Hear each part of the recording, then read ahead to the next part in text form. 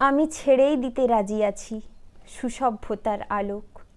আমি চাই না হতে নববঙ্গে নবযুগের চালক।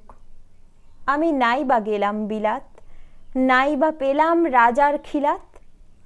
যদি পরজন্মে পাইরে হতে ব্রজের রাখাল বালক, তবে নিবিয়ে দেব নিজের ঘরে সুসভ্যতার আলোক।